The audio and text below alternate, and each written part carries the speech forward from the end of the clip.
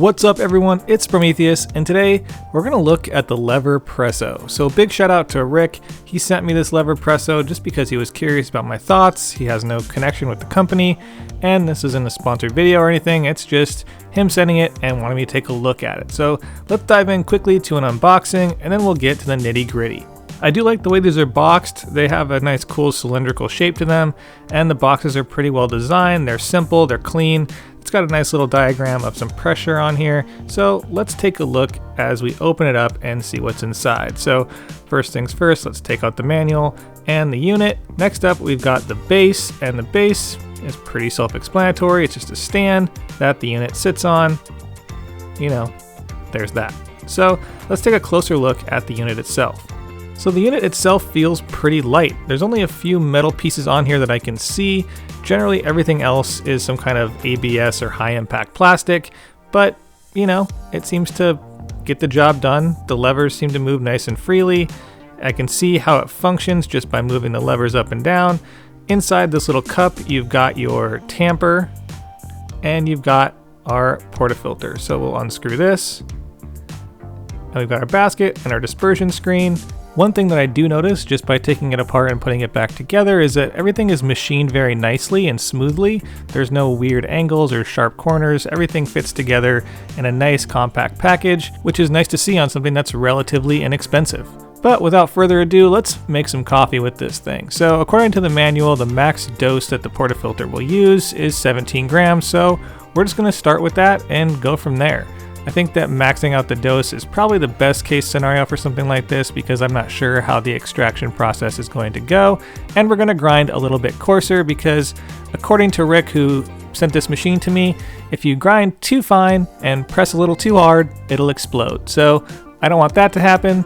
So we're just going to go straight in a little coarser. I'm going to use the Flair dosing cup because this one doesn't come with one, which is one of the things I'm going to dock it for in points wise. We're going to distribute, take out the dosing cup, and then we're going to basically distribute all over again. We want to have a nice flat bed of our coffee, but generally things look pretty nice so far. I've got no complaints. The 17 grams fits in here relatively simply.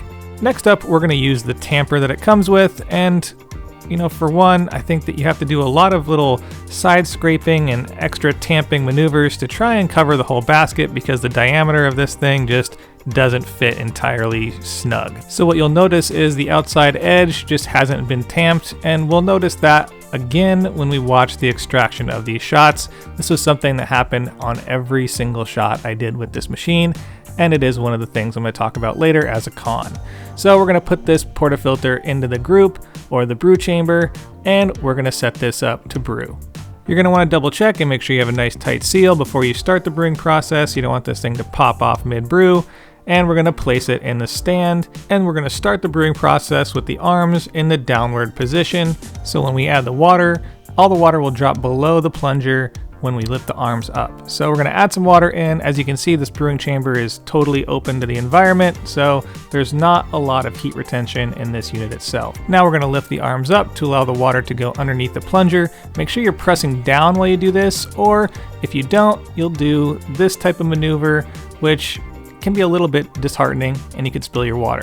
And now we're ready to brew. So we're going to start by pressing really nice and slowly on the arms, because if we go too quickly, you'll notice you'll go through your shot really fast. The amount of water that's in there is not a ton, and you'll press all the pressure through really quickly. You'll get a nice clean single stream, but you'll get an under extracted shot. So for me to get shots that tasted relatively normal, I had to do long, slow pulls, which created lots of channeling, dripping, and just not very attractive shots in general. And once the shot is complete, there still will be water in your unit, but I'll show you what happens with that later. So let's take a sip of this and see where we're at. So right off the bat, there's pretty much no crema to speak of. I would be surprised if this thing reaches 9 bars, but I have no way to prove that. Now, after pulling multiple shots, probably 10 to 15 on this unit, the overall outcome of some of my best shots was something that was passable at best as espresso. Generally, it was pretty mild in terms of acidity. There was some sweetness, but there's a huge lack of body, and a major lack of complexity, which is something that I look for in my espresso, regardless of what it's being made with or what it's being made on.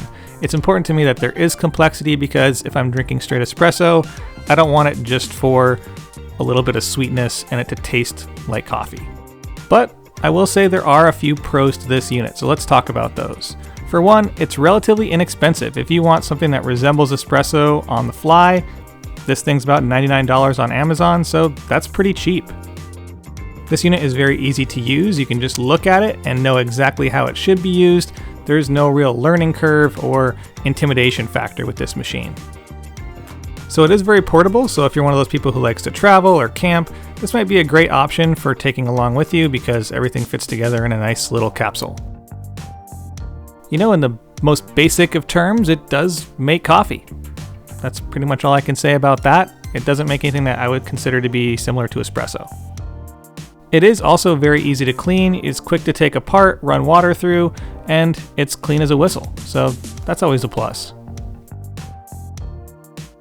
And last but not least, if you kind of squint, it sort of looks like Baby Yoda, but maybe that's just me. Now let's dive just a little bit deeper on some of the cons of this machine. It has a so-so build quality. You know, like I mentioned, all the pieces fit together really nicely, but there's a lot of creaks and rattles in there, so that's not great. For those of us who like to use scales and worry about brew ratios from time to time, you know, you can't really fit a scale under this thing.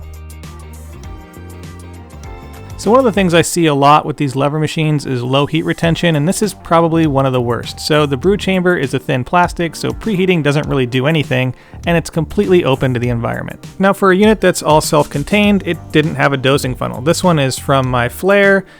I was very thankful for it because otherwise it makes a big mess.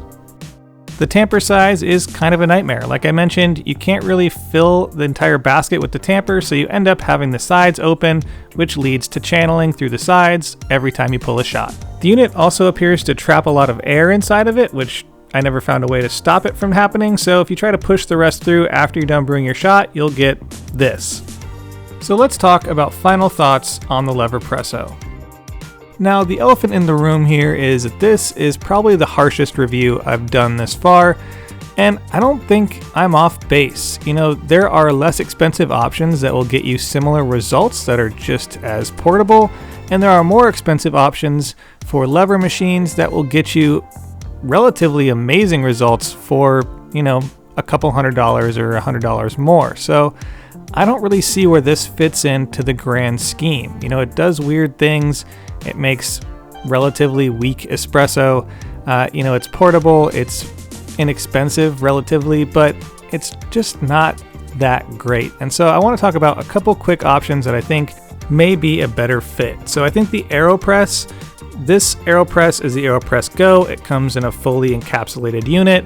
Similar to the Leverpresso, it creates an espresso shot that I think is very similar to the Leverpresso, but also has a wider breadth of coffee drinks you can make from it. But if you have your heart set on a lever machine, I have to recommend the Flair. I haven't tried the robot yet, but the Flair overall, of all the lever machines I've tried, creates shots that are complex and delicious. It creates the right amount of pressure to make a nice shot of espresso. They're simple and they are portable. It breaks down and it comes with a carrying case and you can take it wherever you want, even though it's not quite as small as the AeroPress or the Leverpresso, but it is a great option. And now I'm going to pass it on to you. Do you have any comments? Drop them down below. Let me know what you think of the Leverpresso. Have you had good shots on it? Have you had better luck than I've had on it? Have you had one explode in your face like my buddy Rick? I'm curious to hear your thoughts. And also let me know if you think there's a better option for espresso on the go, for portable espresso that maybe I need to try out.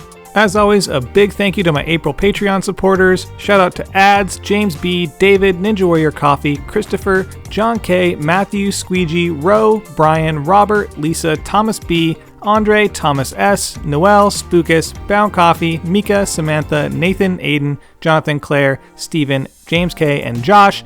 As always, big thanks to the Barista and Barback tiers. If you want any information on the Patreon, it's in the description down below. Thanks for watching. Don't forget to like, subscribe, share, hit that little bell button for notifications of new videos posted every Friday. Follow me on Instagram at Sprometheus for content throughout the week, my blog at sprometheus.com, And as always, stay caffeinated.